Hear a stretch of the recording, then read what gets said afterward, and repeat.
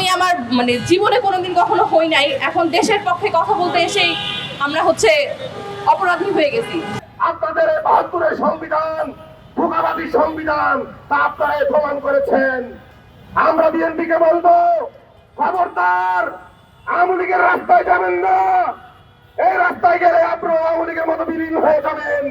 আমরা সরকারকে আসলে বুঝতে পারতেছি না যে আসলে সরকার কি টাকা বৃদ্ধি করার নামে মানুষকে চাঁদাবাজি করতে চাচ্ছে, নাকি মানুষকে গ্যাস সংকটের মোকাবেলায় ফেলে চাঁদাবাজি করার কোনো চিন্তা ভাবনা রয়েছে। আমি আমার জীবনে কোনোদিন কখনো হই নাই, এখন দেশের পক্ষে কথা বলতে এসেই আমরা অপরাধী হয়ে গেছি। এখন কথা বলার জন্য আইন শৃঙ্খলার যদি একটা স্বাধীন দেশে আইন শৃঙ্খলা ঠিক না থাকে, তাহলে সেটা আসলে মেনে নেওয়া যায় না। আমাদের ভিতরে অনেকেই রয়েছে যে আসলে নিজের বাসায় পাক করে খেতে পারি নাই। আসলে আমরা বুঝতে পারতেছি না যে আসলে কোন কারণে সরকার এইরকম রাজধানী সহ সারা বাংলাদেশের বিভিন্ন স্থানে গ্যাস সংকট নিয়ে বিভিন্ন সমস্যাগুলো দিচ্ছে।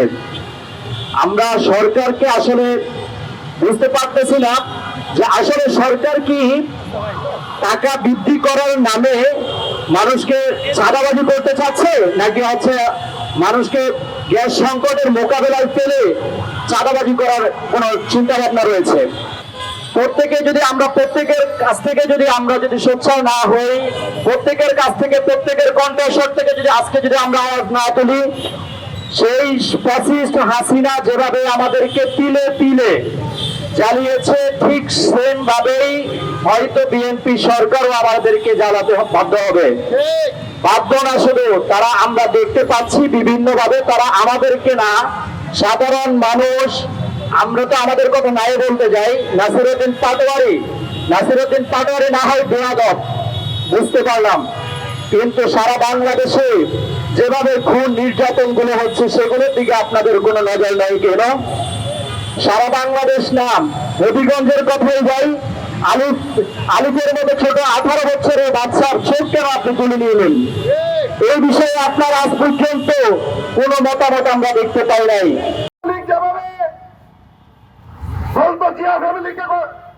শেখ ফ্যামিলিকে নিয়ে কথা বলা যাবে না, শেখ মুজিবকে নিয়ে কথা বলা যাবে না, এবং শেখ হাসিনাকে নিয়ে কথা বলা যাবে না। আপনাদেরকে এখন সেই রোগে ধরেছে। আপনারা আজকে বলছেন তারেক রহমানকে নিয়ে কথা বলা যাবে না, জাইমুর রহমানকে নিয়ে কথা বলা যাবে না, খালেদা জিয়ার নিয়ে কথা বলা যাবে না, জিয়াউর রহমানকে নিয়ে কথা বলা যাবে না।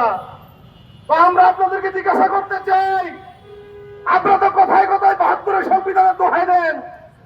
সেই ৭২-এর সংবিধানের ৩৯ অনুচ্ছেদে যে মত প্রকাশের স্বাধীনতা দেওয়া আছে, তাহলে আজকে এনসিপি কে কেন মত প্রকাশের স্বাধীনতা দেওয়া হচ্ছে না?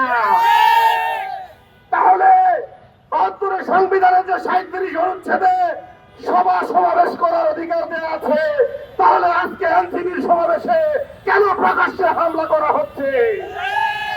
আপনাদের ৭২-এর সংবিধান ধোঁকাবাদী সংবিধান, তা আপনারা প্রমাণ করেছেন। আমরা বিএনপিকে বলবো, খবরদার আওয়ামী লীগের রাস্তায় যাবেন না। এই রাস্তায় গেলে আপনারা আওয়ামী লীগের মতো বিলীন হয়ে যাবেন। বাংলার জনগণ আওয়ামী লীগের সাথে যেভাবে মোকাবেলা করেছে, আপনাদের সাথেও আপনাদের ফ্যাসিবাদীর বিরুদ্ধে, একদলীয় আচরণের বিরুদ্ধে জনগণ আবার লড়াই করবে, আবার আপনাদেরকে পতন করবে, আপনাদেরকে পরাজিত করবে। ইউএফটি ফার্স্টের সাথে ট্রেড করুন যে কোনো জায়গা থেকে। ক্যাম্পাসে ক্লাসের ফাঁকে, ঢাকার জ্যামে বসে কিংবা ঘরে বসে, ট্রেডিং এখন হাতের মুঠোয়। তাই ট্রেড করুন যখন খুশি, যেখানে খুশি।